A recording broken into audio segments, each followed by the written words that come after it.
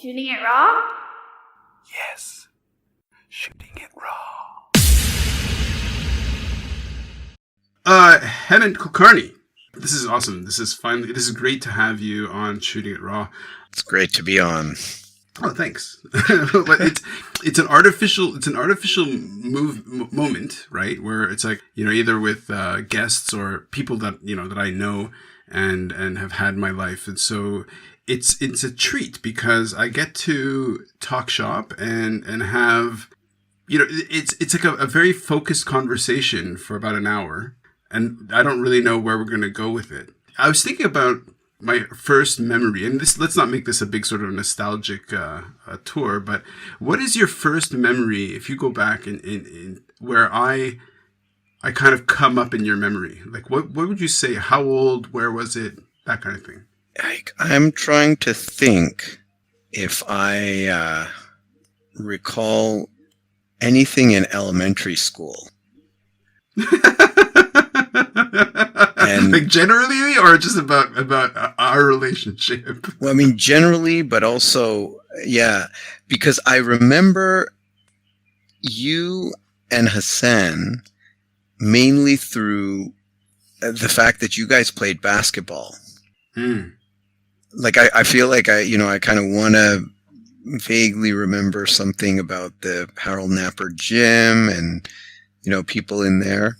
But I think, more solid memories are just as we get into high school, maybe, sure. Grade 7, grade 8.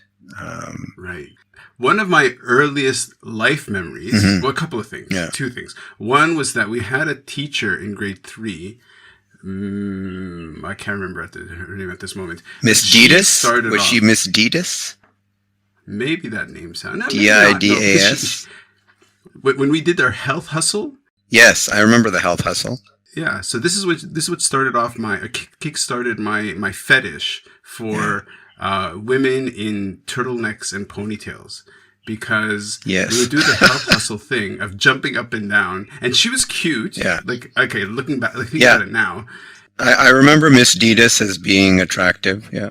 Yeah, a light blue turtleneck, and me just being mesmerized by her bouncing tits or breasts. And just being like, so funny. Like an idiot. No, but I was thinking about it, like the first memory of Hemant that I have was, I don't know if it was being in the bathroom, like in the stall, pooing or peeing or whatever, but you lifting over, we're just like teasing each other, you grabbing the top, lifting over and making fun of me, and then me getting so angry and just pulling up my pants and running after you to fight with you. And then I don't remember if we fought or I don't remember what, but that's hilarious. That's like one of the first memories of my life. Isn't that funny? That's one of my earliest sort of memories is of that. And I've been shamed of pooing ever since. You got to work that out in therapy, man. My therapist says it's okay. I should just accept it.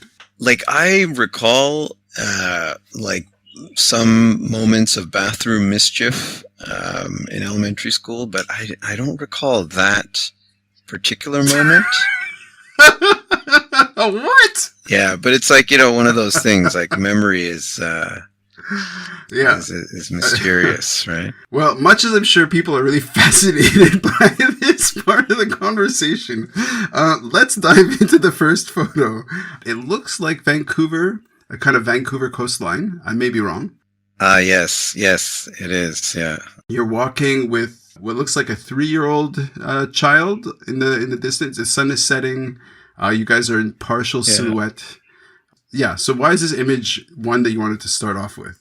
So this, there's a couple of things here, but this image, I feel like because of the sort of what I recall was kind of going on then, it really captures for me that sort of the tension of parenthood. And so just a bit of background there. That is one of the beaches near Stanley Park, right? I guess, I don't know if it's Second Beach or Third Beach, one of those, in Vancouver. And I think, it's about right. I think my daughter was probably a little younger than 3. She's probably like 2.5. And so she was at that stage where she wanted to walk and run everywhere, but she couldn't really do it very well. And just prior to that photo being taken, she had run ahead of me on the sidewalk, and she had taken a wicked spill. You know, like when babies like are very young toddlers, like they run and then like their feet just get tangled up and they wreck themselves. Like they just fall so hard. And she had skinned her knee really badly, and she had cried, and then we're there at the beach, and we don't have a first aid kit with us. So we had to, just kind of get her cleaned up. And so she was walking around with her jeans, one pant leg rolled up because she didn't want to roll back down because the knee was skin. But then I'm thinking, okay, you just totally wrecked yourself. You're going to be a little bit cautious now, right? Like once bitten, twice shy. And she's just so into the beach, and she's wanting to run down there, and I'm like, dude, there's salt water. You don't want to get in there because that's gonna really hurt. And there's no, and so I'm kind of thinking, okay, I want her to have fun, but then I don't want her to cry again, and get her cut infected, or if she sits on something. And so that. And I remember my wife was kind of further up, and so she kind of snapped that photo. And I just think that generally the photo is kind of pretty nice. Yeah, that photo brings back memories of that day. And I feel like that tension never really goes away, So it's that, and it's interesting because I work in the disability sector, and one of my colleagues recently wrote a book called The Trampoline Effect. And I mean, that's a whole other conversation, but there's a piece there where we talk about looking at how we provide services for the people that we work for and support, and how there's a tension between safety and flourishing. Right. And that's something that, we encounter in our work, because our work is all about safety, keeping people safe, right? Because we work with vulnerable people, we've got to keep them safe. But that often gets in the way of people having really interesting, fun, good lives, right? Because, you can lock someone in a box, they're going to be super safe, but they're not going to really have a very interesting life. And in a lot of ways, I feel like that's the same tension that parents are kind of living in, Wow. So just a frame of reference for listeners. So what it is the bottom third. So it's, the sun is setting. Yeah. The sky is slightly clouded over. I mean, I'm a visual person, so I love kind of describing these images. Do you want to give it a go? Do you want to describe what people see in the image? Yeah. So I mean, it's kind of like a wide shot, right? So you sort of see.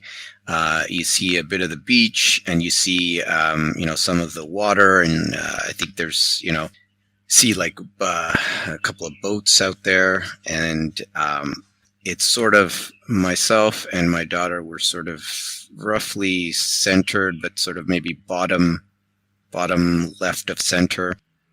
And a particular thing is that I'm sort of holding her hand, but she's sort of, it almost looks like she's kind of, in a way, trying to get away, or, try to not hold my hand. And so I feel like that kind of also captures a bit of the feeling there, or at least my, or maybe I'm trying to kind of read that in. But yeah, and my back is, I think, towards the camera.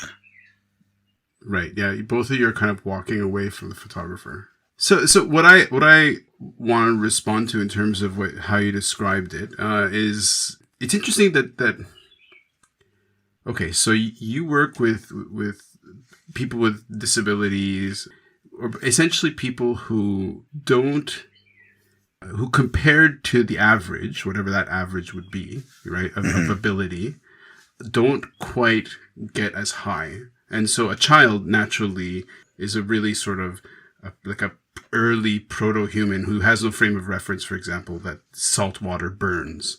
And so you, as the sort of the caring adult, say, okay, hold on, let me just stop you from running face forward and, kickstarting a new cycle of crying or whatever.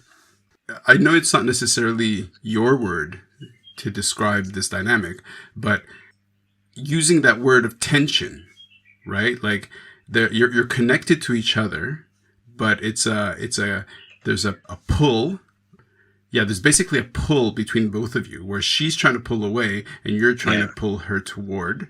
Or, for example, the tension of, say, people who aren't mobile and then who want to be or to have a kind of full experience of whatever. And then as a caregiver, you kind of have to oversee and set out those limits, right?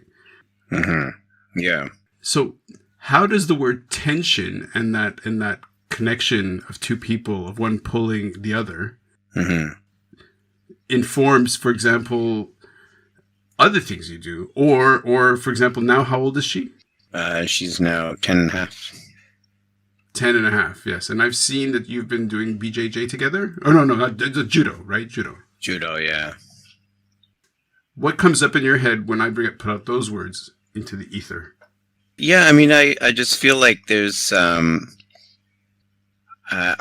kind of go to that word often, I would say, whenever, there's this sense that there are opposing forces, or there's kind of like these two things where you don't necessarily want to go completely to one end, right? And so it's almost like, you have these opposing forces pulling on a band or a wire or whatever. And you're not going to, that wire remains tense because you're kind of staying sort of in the middle there without going to either end. And so you remain in that tension, in that space where there is tension. Where if you decided to go one side or the other, then there wouldn't necessarily be that tension. Right. Yeah. Okay, so we grew up in Montreal, which is not hugely different. Like for example, I was speaking to somebody who's from Italy, right? And Italy is like so much smaller than Canada. Yeah. And so the difference between Quebec and Vancouver, like Montreal and Vancouver are pretty big if you think about the cultural, linguistic, all these things. Sure, yeah. In Italy, the difference between North and South, even though it's a small country, are really quite dramatic. Right. In terms of language, in terms of experience and expression. And I wouldn't say the difference between Toronto and Vancouver are really that different, right? Now, what has it been like for you? What has it been like for you to live in Vancouver this long? In terms, because if we think about tension in Quebec and Montreal, there's the linguistic thing that we grew up with, and we took the piss out of in our own way many times. But how has your experience in Vancouver been? My experience in Vancouver has generally been pretty pleasant, but I think there's probably sell it, Hemant, sell it. It's very pleasant. I think it's more my experience in Vancouver has really more to do with just my own personal enjoyment of the environment and I don't know, like the outdoor spaces and the weather and whatnot. For sure. And I feel like it makes a difference when you experience a city, like say growing up or in your 20s or in your 40s, and there's probably a piece of Vancouver that I'm missing, having only experienced it like in my 40s. You know what I mean? Or late 30s, 40s, because I'm not doing the same things now that I did, like say in my 20s in Montreal, So I think there's like kind of a flavor of the city, that I experience in terms of Montreal that that I'm not getting here in Vancouver. Like, so one might say that I don't really know Vancouver the same way that I know Montreal, or that I knew Montreal back then. Sure. Because like, I'm not going to night spots. I'm not frequenting many restaurants all over Vancouver. I'm not hanging out in Vancouver as much, right? I kind of live in a suburb of Vancouver, so it's a day trip, right, for me going into Vancouver. So it's a bit different, I feel.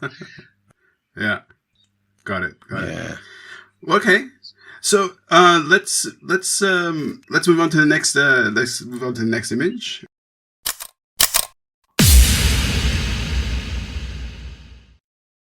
So is life really a gift? Really? Can you make every second count? That's the whole point of the podcast. So if you like what you've seen and you're inspired, because that really is my mission, then please give it a like, subscribe, and share. Shooting it raw? Yes. Shooting it raw.